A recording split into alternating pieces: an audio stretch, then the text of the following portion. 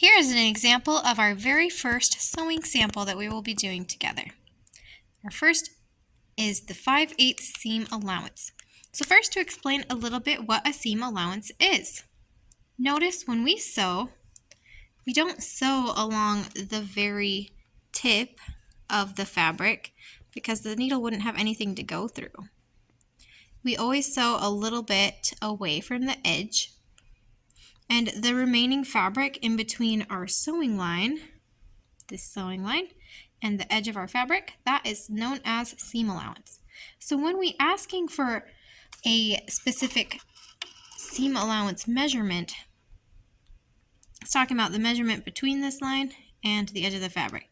So 5/8, as we can see on our switch plate, we've got different tally marks, measurements. We find the 5/8, that is where we line up our fabric,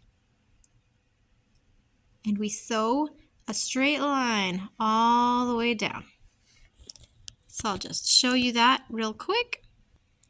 As you can see, I have lined up my fabric along with this 5/8 line. When I go to sew, I want to hold on to both my needle thread and my bobbin thread just lightly while I start.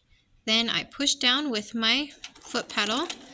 Then I can let go of these strings, but that keeps me from making any bird tails. Then we just want to continue sewing. We don't even have to really touch our fabric very much, just lightly touch it to keep everything aligned. Okay, and that's how you sew a nice straight line. If you did it right, you can go ahead and lift up your presser foot, which I had already done before I started recording again. And you can pull this out. See, you have a nice straight line on both sides with no bird's nests. So that is your very first sample.